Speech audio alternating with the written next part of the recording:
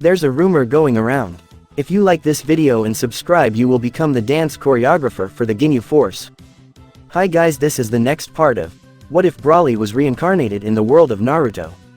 I hope you enjoy. At an undisclosed location, Brawley is walking through a rocky valley. The sky is cloudy and gray, but no signs of rain or storms in sight. Brawley looked at the towering cliffs surrounding him on his left and right and grinned. For some reason he felt like he was going to find something very interesting at the end of this valley. This excited him to the point where he felt like rushing through the valley just to get to the end. He and Jaby left Konoha secretly, to explore the world around them. Brawley would have been fine training all month, if Esumi hadn't brought up the fact that they never left the village once since they've been alive. Brawley has been in this world for 12 years now, and never even seen a sketch of it that wasn't in Konoha. He decided to explore this new strange world and see new sights and fight even stronger opponents. Only the Jonin in his village would be enough to challenge him from what he's seen of Konoha, excluding the combined teamwork of Esumi and Jaby. Brawley didn't choose anywhere specific to go. He just decided to walk whatever direction he wanted, and that's how he ended up in this strange, gloomy, deserted place. Jaby, on the other hand, chose a specific place to head to. The land of snow, or more specifically, the village hidden among snow. He somehow got hold of some information about strange technology that popped up in that village and wanted to investigate and find out exactly what type of information they are hiding. Esumi was going to do the same thing Brawley decided to do, until Anko appeared in Jaby's room somehow with a body flicker and kidnapped Esumi. Brawley and Jaby weren't that worried. Brawley was slightly irritated about his family discussion being interrupted so rudely, but didn't think on it too long. Brawley and Jaby didn't know what Anko wanted with Esumi specifically, but they knew it wasn't something to be worried about. As Brawley was thinking, he suddenly started to notice strange images on the stone walls. Some were colored while the others were just gray. The images depicted some sort of four-legged animal with a long nose, horns near their mouths, large ears, and a tail. Some of the creatures had a spinning tail, like a pig, while some had long straight tails, and others had no tail. At these strange paintings, Brawley only started to feel hunger. But sadly, there wasn't an animal in sight as far as he could sense. His stomach growled in protest of the lack of intake of food. Brawley continued his current pace throughout the valley, ignoring his stomach's fierce rebuttal of such actions. The images started to appear more and more frequently the further he ventured down the empty valley. A loud roaring, echoing noise vibrated throughout the valley. Brawley stopped dead in his tracks and flexed his fingers in excitement. His Saiyan nature was flaring at the thought of a possible fight against an unknown enemy of unknown strength. Until it was abruptly shut down by the following words: "Prove your mettle, human, or face eternal imprisonment as our slave." A high-pitched voice threatened. Brawley sighed before he was suddenly transported into a wide and open plain that had nothing but green grass, blue skies, and white clouds. This put Brawley on guard, as he didn't even realize he was under a genjutsu. With his natural defenses, no genjutsu should be able to escape his notice. Even if he could not dispel it, he should be able to sense the fact that he was under it. How infuriating, how insulting. Come out and die, face me. No response is given, except the cool breezing wind passing through the grasslands. Brawley's fury raised even higher. A large force of wind blasted from Brawley and his figure radiated energy. He turned into a Super Saiyan. The entire grass field was swaying with a fierce dance. The disembodied voice from earlier sudden shrieked in terror before the wide and open plain disappeared and a mountainous area appeared. In front of Brawley stood a small creature that resembled the images he saw earlier. The creature was on the ground, shivering, crying, and staring at Brawley with absolute terror. Brawley saw the small creature and reverted back to his normal form. "It's just a dumb child. Not worth crushing. Tell me how you are able to teleport me. Or die," Brawley threatened. It's my dad's. He knows all about it. Please. Don't hurt me, it was just a prank," the small creature begged. Brawley stepped forward and suddenly 3 more creatures appeared, each one varying in size and color from each other. They were bigger versions of the child creature. The 3 creatures stood on 2 feet. But the only thing similar to anything human with the creatures were their mannerisms, chest, and 5-fingered hands. Everything else was nearly the same as depicted from the pictures earlier in the valley. The creatures had a long weird-shaped nose that stretched and was elongated. They had horns that sprouted off from the side of their weird nose, and each creature had a different sized horn. The tallest one's face horn seemed to be the thickest and longest. Their ears were the second largest part of their bodies if you don't include their muscular body structure. The creatures had strange feet. It was like a one huge foot that had 4 nails on the front and 3 nails on the back of their feet. It seemed as if they were always walking on the tips of their toes. Brawley couldn't see if they had tails. The 3 creatures had a face that resembled anger, wariness, and terror as they faced Brawley head-on. Brawley took another step forward. He was interested in knowing whether their courage or their fear will hold them together or break them apart. The 3 creatures clumped up together while wearing their strange clothings that resembles robes. The tallest and the least fearful of the 4, from what Brawley could tell with his lack of shaking, only wore a robe over his lower body. Each of the 4 creatures were colored different shades of blue, with the shades getting darker the older they were. From Brawley's hand, a strange brown liquid started to pool together and form the shape of a sphere. Brawley's face took on a devilish smile. The 4 creatures panicked and huddled even closer. The tallest of the 4 stood in front of the others. He clapped his palms together before stomping the ground heavily. Boom! The rocky ground around the 4 creatures suddenly cracked and groaned. The ground beneath them then shot off into the sky with startling speed. The 4 creatures were relieved until they noticed Brawley right above them. In his hand, held a strange gray liquid ball that he was aiming right towards the middle of the 4. The tallest of the 4 creatures' face turned grim as he kept his hands in their original position to continue maneuvering the platform. The second tallest and third tallest of the creatures quickly smashed their fists together, and the original platform the 4 creatures stood on grew extra. Arms, from the sides and merged together to form a dome-like shield over the 4. Brawley's attack reached the 4 creatures' shield, who tried to escape from him. The ball latched onto the shield, which caused Brawley to grin victoriously before he created a single hand sign. Die! Brawley shouted as the gray liquid coated the dome shield and caused it to start crumbling right away. The 4 creatures quickly panicked, and the tallest controlled the tall platform they were on to swiftly lower and return back to the ground. The gray liquid that coated the dome shield took on its shape and fell towards the 3 at a higher speed than they were descending at. The 3 creatures that weren't controlling the platform stomped the ground and clapped their palms together, increasing the speed at which they were descending and easily escaping the weird jutsu.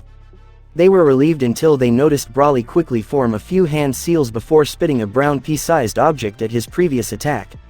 The small pea-sized attack easily caught up to the gray half-dome attack. The speed at which the tiny object reached was easily the fastest thing the 4 creatures ever saw before they noticed the gray semi-liquid was now heading towards them in an imperceptible speed. They realized now that they could do nothing but accept their fates. They huddled together as they hung their heads low in acceptance.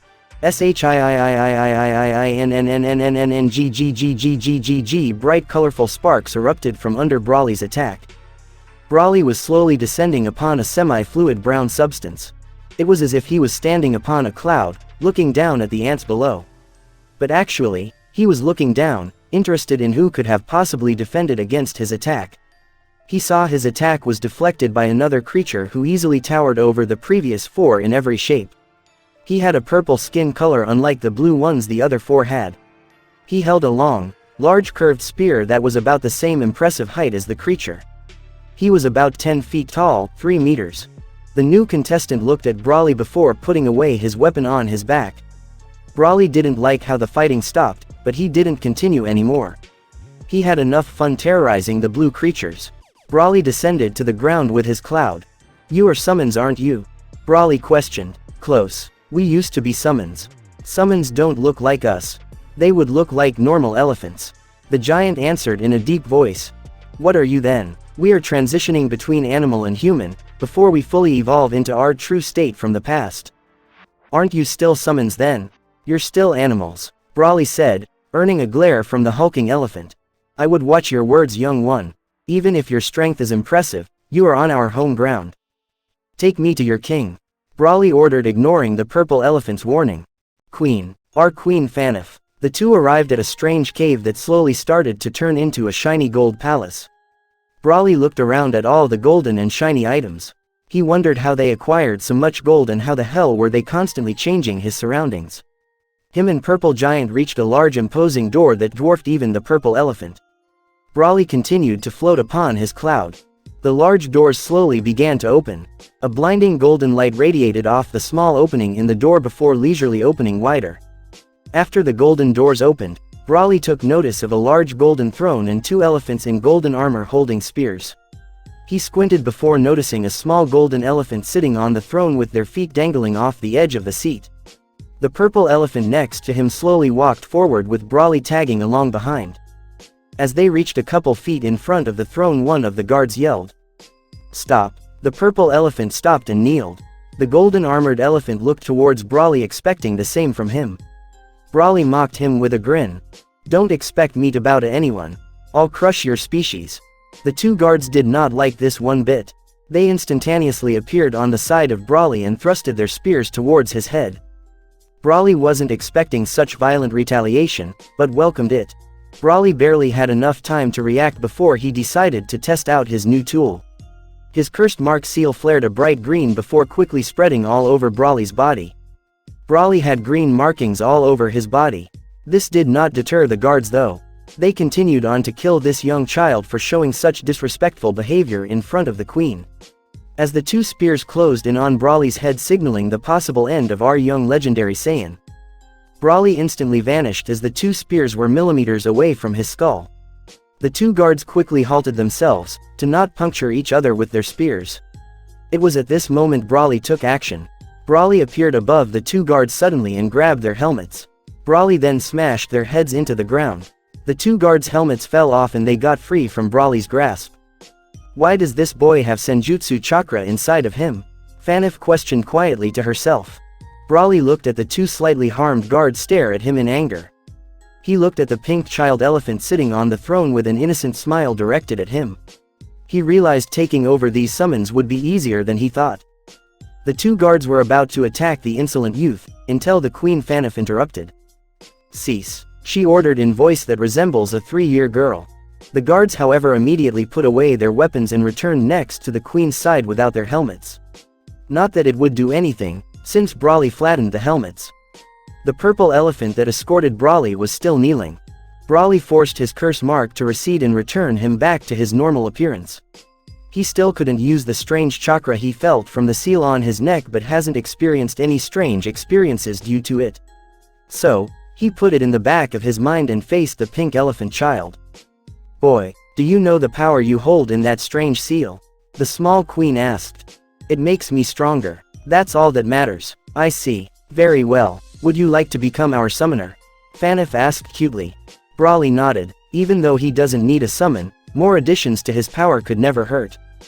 "Then you must pass a test. This test of yours will be simple. All you have to do is beat our enemies," she says with a giggle before hopping off her throne and walking in very short steps towards Brawley. Brawley stared at the child as she stood mere inches away from him, barely reaching up to his chest. Brawley thought that this child was an idiot, but he faintly felt some sort of presence that drove his Saiyan instincts into overdrive. He felt like striking this child with his strongest attack, but he didn't let his instincts control him. He controlled himself and saw the pink elephant smirking, as if daring him to strike her. Brawley was slightly upset, but for some reason he felt outclassed by the queen elephant. Being a coward to his own fears, was something Brawley could never accept. He swung his fist downward at the little queen before hearing the words, "Goodbye Summoner Kun." As Brawley was still in the middle of swinging his fist, his body was suddenly surrounded by a purple light and a blinding light flashed in his eyes. He covered his eyes in recoil from the harsh light. After recovering his sight, he noticed he wasn't in the throne room anymore. He was in a bright green forest. Brawley punched a hole through a tree before creating another earth cloud. He floated above the trees and took in the sights. He saw nothing but green trees in his view and a dark ominous valley far ahead. His Saiyan instincts drove him towards the mysterious valley. For what reason, he didn't know. But he cared little for the reason and only wanted to let out a little frustration from the interaction from the Elephant Queen. As he flew at a fast speeds with his jutsu, he was closing in on the valley. Suddenly he sensed killing intent coming right towards him from 4 different directions while he was flying. He hardened his cloud jutsu and heard multiple sparks from all 4 directions. The attackers were shredding through his cloud. It started to reduce in size and durability, until it slowly only formed under Brawley's 2 feet. It was at this point in the ambush that Brawley saw his assailants. They were some dog-like creatures with long necks and spots from what Brawley could put together. They had faces of excitement and hunger upon their faces as they clawed multiple times at Brawley's cloud to get to him. Brawley grinned as he released his cloud jutsu and stomped 2 of the dog creatures in the face. The 3 quickly began to crash down towards the forest. The dogs clawed at Brawley's ankles and leg, but barely made it past the skin. The other 2 dog creatures above dove towards Brawley with their terrifying teeth snarling towards him. The air whistled by as the 5 crashed towards the earth at breakneck speed. Boom! The ground tore apart in a large radius as Brawley broke the necks of the 2 dog creatures upon landing with his feet. He quickly turned around and snatched the incoming creatures that were aiming for his neck from above him by the neck. The force from falling from such a height and suddenly stopping due to Brawley's grab, also snapped both of the creatures' neck. Brawley soon threw away the corpses and relaxed himself now that he wasn't being attacked. But that would prove to be a mistake, as 10 more dog-like creatures came bursting from the surrounding trees and speeding towards Brawley. They started to cackle and laugh together as they each leapt towards Brawley with their jaws ready to tear the young Saiyan apart. Brawley attacked the incoming creatures with a fierce assault and a lack of defense. He tore through them as they also tore through the skin of his body. It turns out their teeth were sharper than their claws. After killing all of the creatures, Brawley was covered in blood from his own and his opponents. Brawley roared towards the sky with frightening force. The surrounding trees and plants ruptured from the display and started to blast away. This display also exposed 3 more dog creatures that were slightly different from the other ones he just faced. They were all the same size, but they had different colored fur and wore clothes. Brawley put together that these must be the enemies that the Pink Queen sent him to deal with. But he noticed that the dog creature with red clothes and fur had a suspicious-looking scroll on his back. It must be the scroll summoners must sign in order to use summons. Cuckoo, if I take that for myself and return to the Elephant Queen, I could get 2 summoning scrolls at once. Brawley thought deviously before having his wounds mysteriously heal somehow. He walked over to the 3 dog creatures before hearing the middle one laugh creepily. I hope you're coming over to place your head on a platter for us human.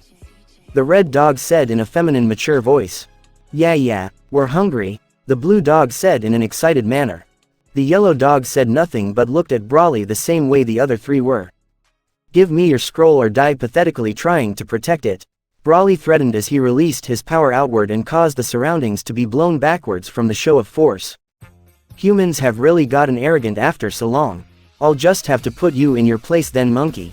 The red dog creature said as they suddenly appeared next to Brawley and bit straight towards his throat. Brawley, however, was already prepared for another battle. Hell, he was hoping for it. He swayed his body to side while forming a single hand sign. 2 identical clones appeared of Brawley and charged towards the other 2 dog creatures. The original Brawley was dodging the constant attack from the red dog, until it decided it has had enough of the human child barely getting away from its attacks. Its body flared with flames and roared outward. Brawley was slightly singed from the hot flames as he hopped away. The red dog immediately came up next to Brawley and chomped his shoulder. Brawley yelled in pain before surging lightning chakra outside his body and forcing the dog to let go. After the red dog yelped in pain, Brawley quickly grabbed it by the throat and threw it into a nearby tree at a blinding speed. Brawley number 2 and the blue dog engaged in combat. The blue dog formed a short scythe made of water and welded it in its mouth as it chopped and sliced towards Brawley. Brawley found the blue dog to be annoyingly quick, but since it was a clone it couldn't simply tank an attack from the opponent. Brawley wasn't used to fighting defensively, and he didn't know how much force a clone could take before it dispersed. He hopped away while making hand seals. The blue dog creature followed after him and slashed right as the Brawley clone was done. Wind style. Explosive wave. The Brawley clone yelled before sharp winds coated his body and caused the blue dog to yelp in pain and retreat back. The clone formed a few more hand signs before the tiny sharp winds continued to coat over his entire body. This technique takes quite a bit of control to use. I haven't even perfected it, but it'll be enough against trash like you. The Brawley clone said as he blurred towards the blue dog. You're just gonna be an afternoon snack after I'm done with you. The blue dog creature said as it barked out some blasts of water. The water was sliced into pieces and lost nearly all its momentum and power. The water from the creature simply turned into droplets that splashed onto the Brawley clone's chest harmlessly. Brawley laughed manically as grabbed the blue dog by the head. He started to force the sharp winds covering his body to slice nearly every part of the blue dog creature. But he didn't simply kill the dog creature with the winds. His sharp winds were slicing the poor creature's body numerous times all over, in very tiny wounds. The yelps of pain and calls for help would be deafening, if the Brawley clone's laughter wasn't overpowering it. Eventually the water dog either ran out of breath or couldn't summon the energy to even open its mouth anymore.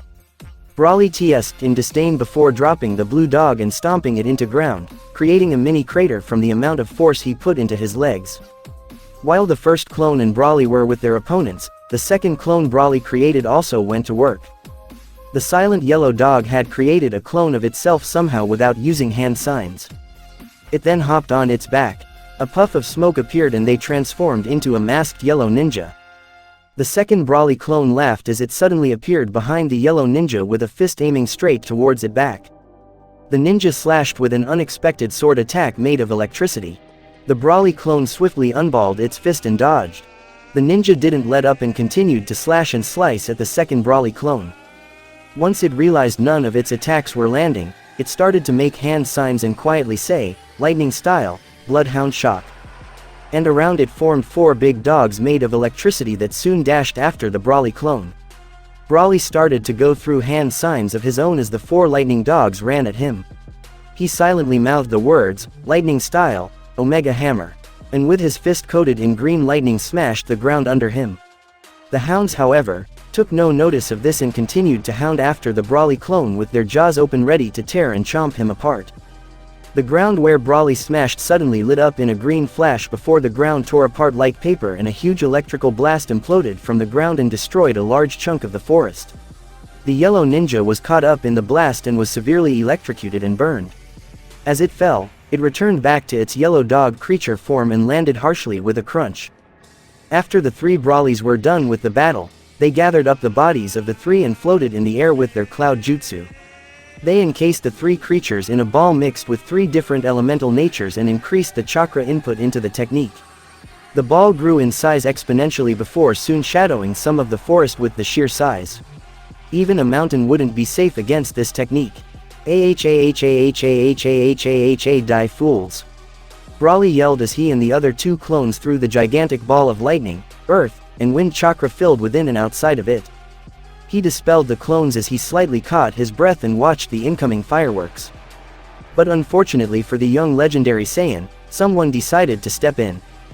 "Light style, aura of king," an abrupt soft-sounding voice said before Brawley's technique was slowed and eventually stopped.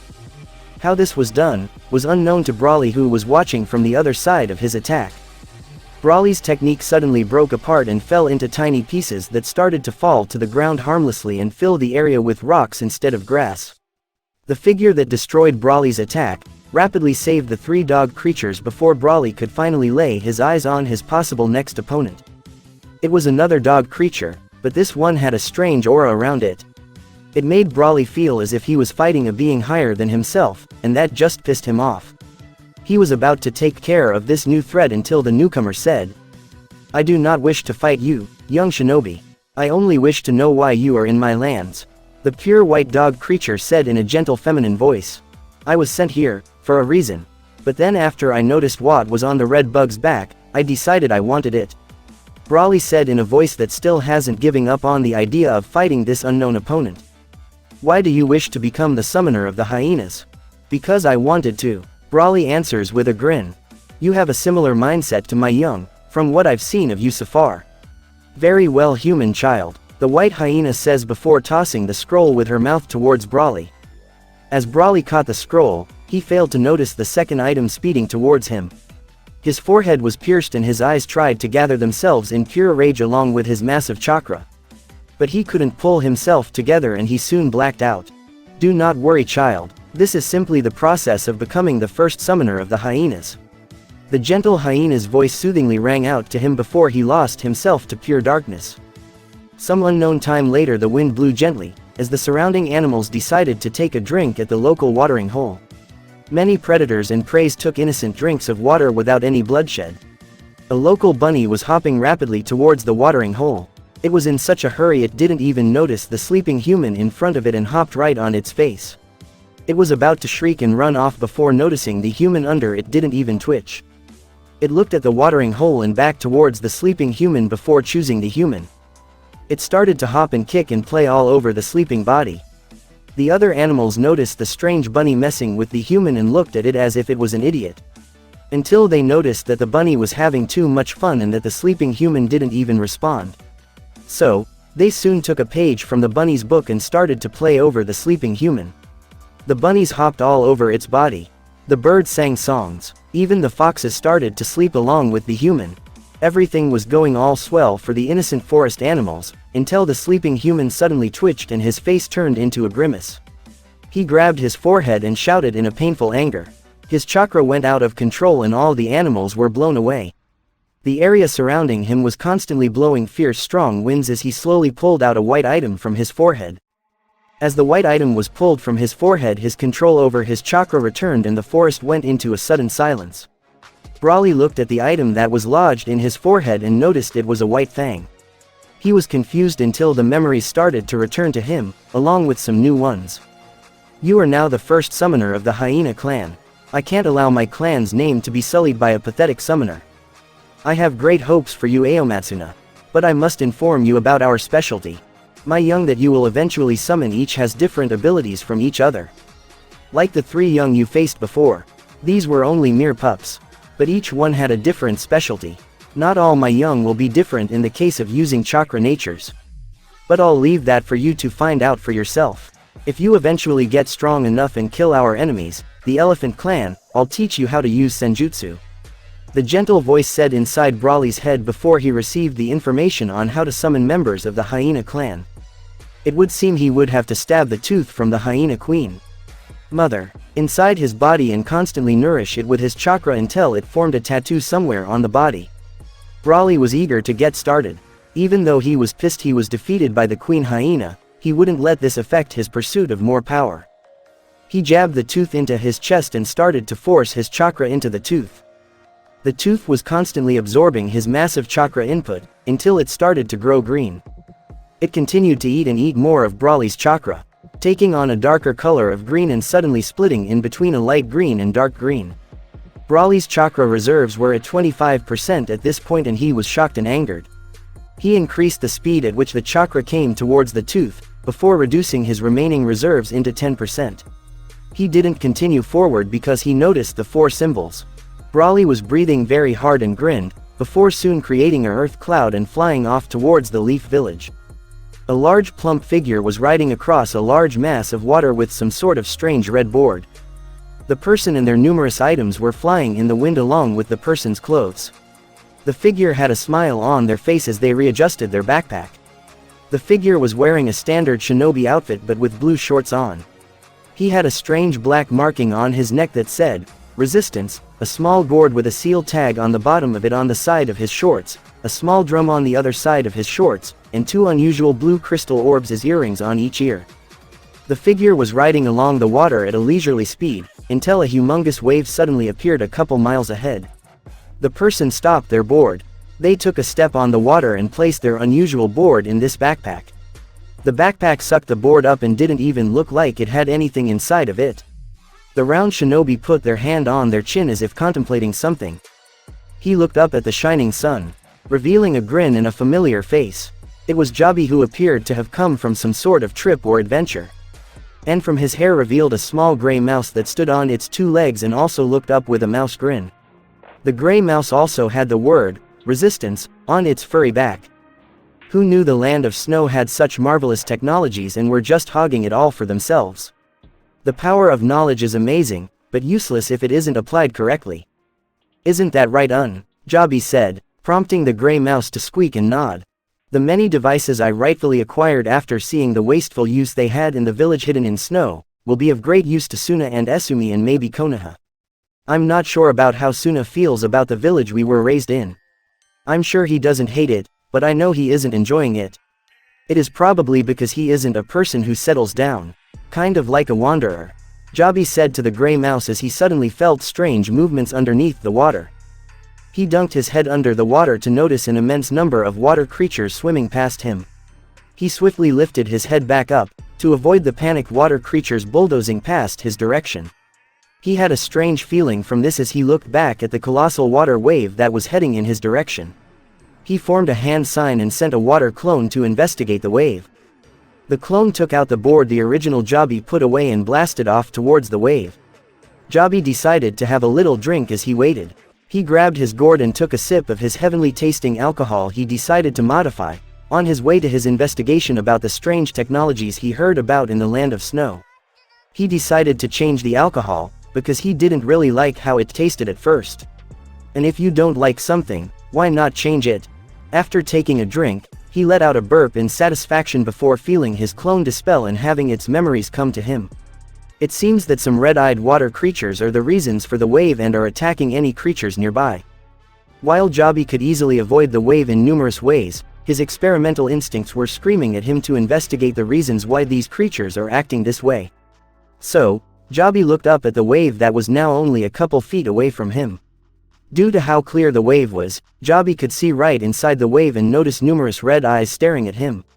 Then suddenly the creatures inside the wave shot out from inside the wave right towards Jaby. Jaby was visibly surprised at both the fact that there were creatures inside the wave and they launched right at him. He was deciding on the best plan of action before noticing a massive creature right under him swallow him whole. Jaby nearly killed the creature from the inside out in his panic from being swallowed but soon controlled himself. He noticed a strange dark bead glowing red inserted into the roof of the creature's mouth. Jaby formed a few hand seals before spitting out some gooey-like liquid from his mouth onto his feet. This strange liquid was very sticky. This allowed Jaby to get a foothold inside the mouth of the creature and walk wherever he wanted. He soon walked over to the bead before trying to pluck it out without any hesitation. The bead came out with a pop and suddenly lost its glow. Jaby put the bead in his storage seal before suddenly hearing a deafening bellow right inside his head.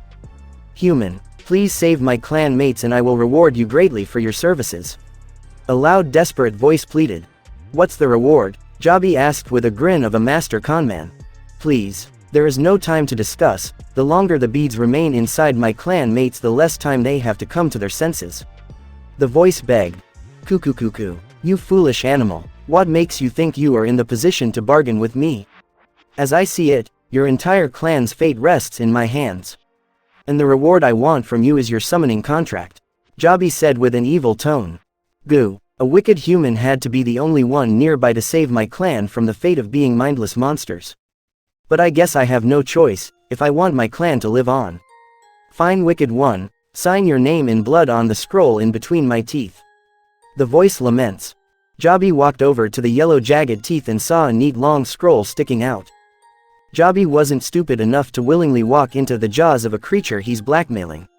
He created a water clone and sent it to grab the scroll. And as he suspected, the creature he was inside shut its jaws close harshly and started to laugh victoriously. The water clone threw the scroll towards Jaby, before smacking his palm on his drum once before soon dissolving into water. The teeth crushed the water clone into a puddle of water. While Jaby was signing his name on the scroll in blood, the creature he was inside started to spasm and shout in pain. Jaby had a smile on his face, as he watched the dumb animal suffer from trying to trick him. What did you do to me?" the voice wailed. "Nothing you need to worry about. Heh heh heh." Jaby snickered as he exited the creature and throwing the scroll back inside the throat of the animal. He jumped and landed on the water's surface. Jaby slowly started to build chakra while moving through some hand signs.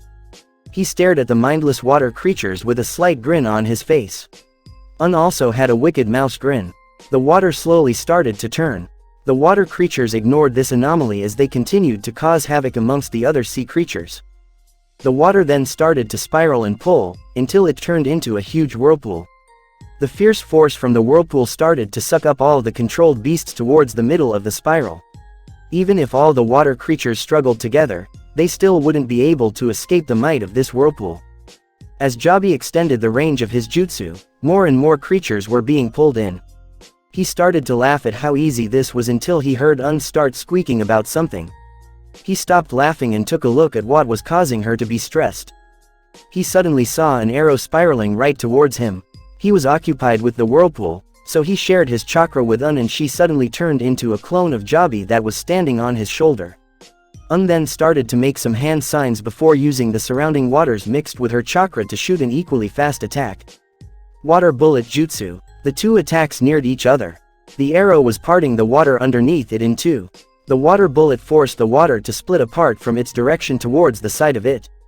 The two attacks finally clashed seconds after unfired off her jutsu. The water bullet jutsu suddenly contorted on impact with the arrow and engulfed the arrow, negating its previous momentum. Grinned with the appearance of Jaby before squeaking in victory as Jaby finished up collecting all the beasts he now believed were being manipulated. He looked for the person who targeted him, but unfortunately for him he didn't have any magic eyes to increase his vision or anything. Yet anyways, so he had on look out for any more sudden attacks as he pulled his whirlpool down into the water, increasing the pressure of the jutsu while sweating lightly. I have to be careful not to damage my new pets too roughly, he thought before imploding his sinking whirlpool and launching the numerous water summons high in the air. The surrounding water exploded upward with a loud boom. Jaby started to go through more hand signs and his backpack shot out some water in the shape of a very tight net that easily captured the falling creatures. Jaby then created a mass of mini water clones that soon rushed onto the net and went to acquire each dark red glowing bead. Jaby looked at the creature he imagined was the boss summon. If you tell anyone about our little arrangement, the surprise I hidden will surely cause you to think otherwise. Jaby threatened. What did you put inside me? The creature asked. I just told you. It is a surprise, he answered before looking back at his clones. After about 30 minutes, the clones dropped each bead into Jaby's book bag and the water creatures came back to their senses, somewhat. They were each confused about what was going on, while some of them couldn't speak. Jaby signaled the black and white water creature with a fin on its back to talk. Cetaceans, calm yourselves and listen to me. We were attacked and controlled by an unknown enemy. They turned us into bloodthirsty creatures with nothing but the thought of creating chaos and violence. The fellow cetaceans roared in indignation at this. While the boss summon was continuing his speech, Jaby on the other hand started to grin at his new test subjects. He might be able to figure out why summoned animals can talk while others can't. A large diverse of test subjects to experiment on while adding or removing a few things. Like what he has done with his current pets. Putting a resistance seal on his pets made them smarter and much more powerful than normal. The amount of resistance put upon the animal could kill them if their body isn't strong enough. Jaby has no problem with increasing the strength of his pets due to his water mystical palm jutsu. All he has to do is slice the muscles of his pets and then help them regrow them with his healing jutsu. Although he can't just repeatedly do this multiple times a day, he can do it once each day. And over time that builds up more and more powerful muscles that could handle the strain the gravity seal puts on the animal. He also noticed that the increase in intelligence was due to their chakra becoming much more flexible and denser. He didn't know if the gravity seal increased his intelligence or not. He would have to perform some more tests to find out all the capabilities of the gravity seal on both humans and other creatures. As Jaby was lost in his thoughts, the boss summon, also known as King Arco, was finishing up his speech and finally introduced Jaby as the savior of his people, in a somewhat disguised voice of disgust and hatred, and their new summoner. The crowd of cetaceans cheered at their savior and new summoner before Jaby coughed lightly and somehow every creature heard it as if it was right next to their ear. Hello my new companions, I am your new summoner, Jaby, and I will be looking forward to working with all of you. He said politely before taking a bow. I must go now, due to certain circumstances, but will be seeing you all in the very near future. Wait savior we must hold a celebration for you. I'm sorry but we must hold that for another time. Jaby yells before hopping in the air and surfing away on his snowboard he borrowed from the village hidden in the snow. Stood atop his brown shaggy hair waving at the cetaceans with mousy grin that did nothing to hide her mocking face. As soon as they left the scene, King Arco moved over to his trusted aide. If one of the stronger members of the clan gets summoned, order them to immediately kill Jaby. This is a secret I want no one to know except the strongest of our members to know. Jaby may be our savior but he is no saint. He's a wicked human who cares only for his benefits and may try and take over the entire clan through evil means. King Arco said to his trusted advisor. Yes my lord, may I know how this had happened? King Arco sighed. We were unlucky. One villain for a possible lesser villain. The first one took over our minds, while the second one wants the entire clan. For what reason, I don't know, Cratius. Understood, my lord, I will inform our warriors, Cratius said as he took off with haste. Somewhere in a random forest in Konoha, so you were the one who shot that arrow at me, Jaby said with killing intent. Haha, hey guy, what are you talking about? I'm just some innocent dame in the forest, the beautiful young woman said while rubbing the back of her head and silently reaching for something behind her back. Tell me your reasons why you attempted to kill me, or be accepted as a new test subject of mine. Alright, listen kid, what you just did back there just ruined my entire contract. You should be glad I'm not pursuing this far enough to take your life. So someone paid you to make sure those summons stayed in that state. Very well, you can leave. Smart choice kid, the woman said before returning her kunai back in her back pocket and walking away. As she was walking away whistling, a sudden bong echoed throughout the forest. The young mercenary woman grabbed her head before stumbling over and falling unconscious. A bone-chilling laugh echoed throughout the forest as Jaby picked up the woman who just faced his improved version of sound ninjutsu. He could have put her under a sound genjutsu and just taken her out, but he needed to test this to see if it worked. This normally wouldn't work on an opponent who knows about it, but not many people even know sound jutsu exist. So he should be pretty set for a while. He planned on having this woman test the experimental ideas he has been thinking about lately. Making hybrid humans, fusing certain animal traits to human bodies, to modify them into even better humans. Jaby didn't feel bad about what he was planning to do since this woman did try to kill him. So she shouldn't be upset when he decided to maybe spare her life and use her as the first step towards human-manipulated evolution. Jaby then started to think about what else he needs before the final exam starts, before remembering the green jumpsuit boy, whose skin turned red during the preliminaries. He needs to see if he can study that technique from him somehow without him knowing. He can do this in two ways. The first way is to inject a mini clone inside him after incapacitating him and waiting till he uses the technique eventually. The second way is to go up and ask him or his sensei how to use it. He might need to borrow the special eyes of the Hyuga clan sooner than he thought. It would just make his life so much more easier if he was able to see through the human body. He sighed at the unfairness of not being born with a special advantage before continuing on his way back home. Un sighed along with him despite not knowing the reason why he was sighing. This caused Jaby to smile a bit. Are you sure about this, brat? The snakes are not the friendliest of summons, you know, Anko said to the young girl. Yeah, whatever. I wanna summon snakes already. Come on, show me how, Esumi said. The snakes are not as easy you think they are, Esumi. They will definitely try to eat you if they think you are weaker than them, Anko warned once again. If a bunch of fanged noodles think they can eat me, I'll skin them alive. Now come on already, Esumi insisted. Fine, ya stubborn little brat, Anko said as she summoned the scroll for snake summons and told Esumi how to become the contractor for them.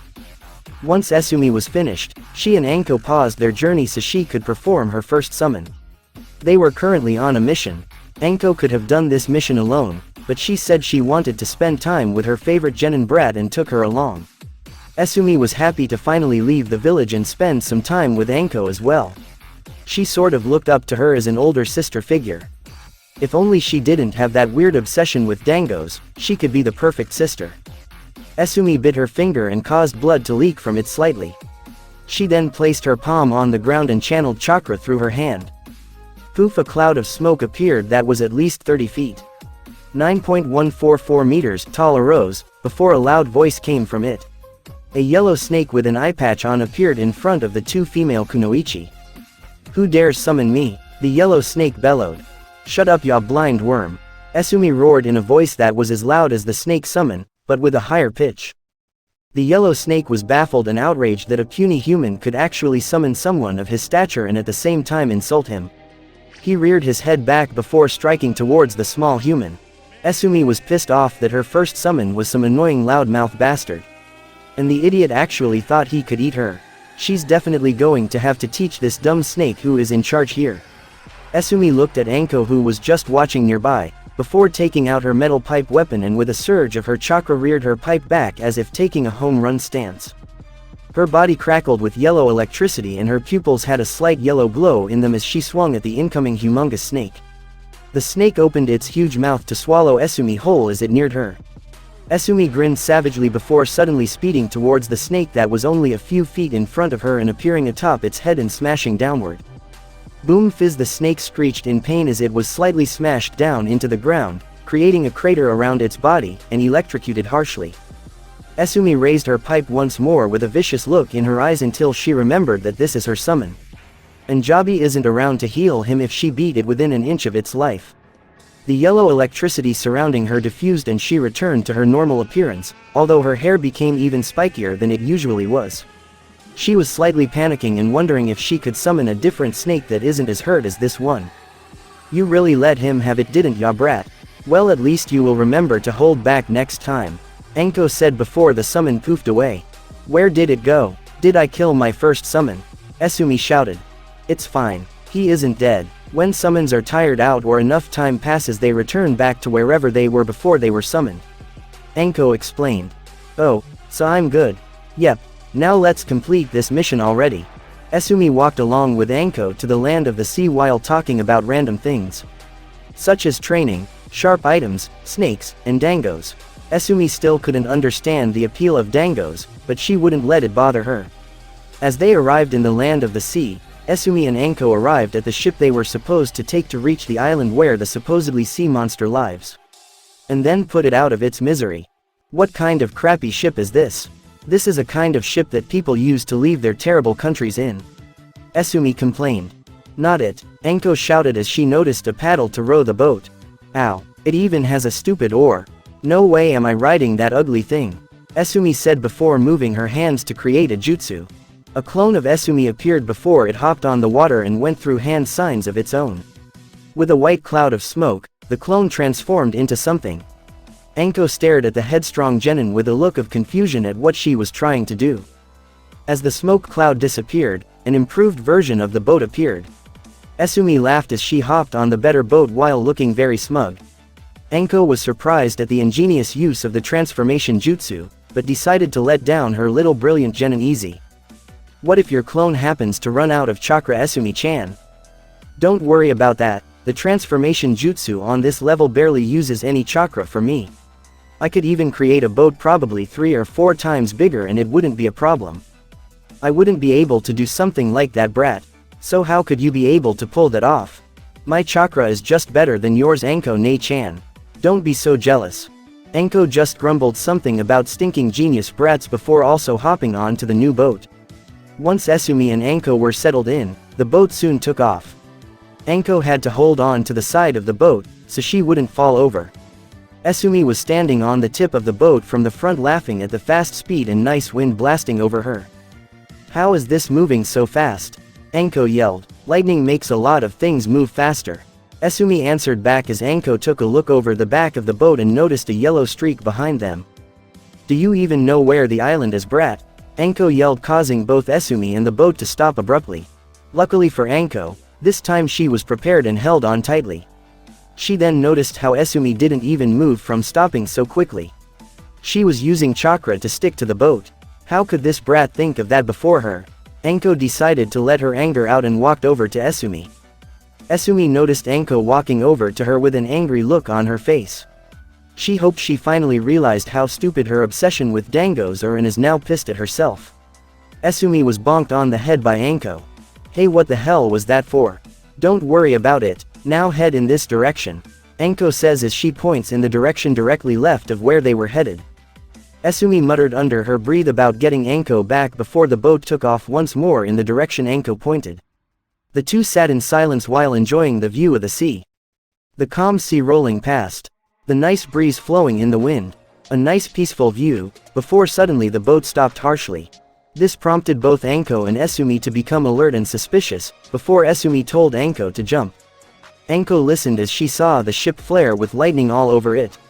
Esumi just stood in the lightning without being electrocuted somehow, but Anko noticed some bubbles form atop of the water's surface. A body soon followed behind and was floating with his face in the water, unconscious. HMPH. Trying to stop me from completing my first real mission, are you? Well, I hope you're tough enough for me to try out my baby, Slashy. Esumi yelled before noticing 4 more shinobi running across the water's surface towards the ship. She noticed they looked familiar. Esumi looked towards Anko, who has landed next to her, and asked. Aren't these those stupid sound genin? What are they doing all the way out here? And attacking me of all people? It seems they defected from Orochimaru and decided to work for someone else. That someone else might be the cause of our sea monster or want to stop us from completing our mission. One of the shinobi sunk into the water as the other three hopped towards the boat. But it was at this moment that Anko grabbed her neck and screamed in pain before fainting. Esumi noticed her cursed mark was flaring an orange-red. Esumi was slightly upset at the cursed mark acting out at this moment but grabbed her and hopped towards the back of the ship. She then dropped her gently while the ship was swaying in the sea. Leave this place for your own good, Kin said. You three losers think you can talk tough since Anko is sleeping, huh? I'll give you a taste of my slashy-chan. Esumi yelled before unsheathing a massive blade. Slashy, a massive, thick, heavy blade that shadowed over Esumi herself. The blade appeared to be painted yellow with the words "die" painted across the face of the sword.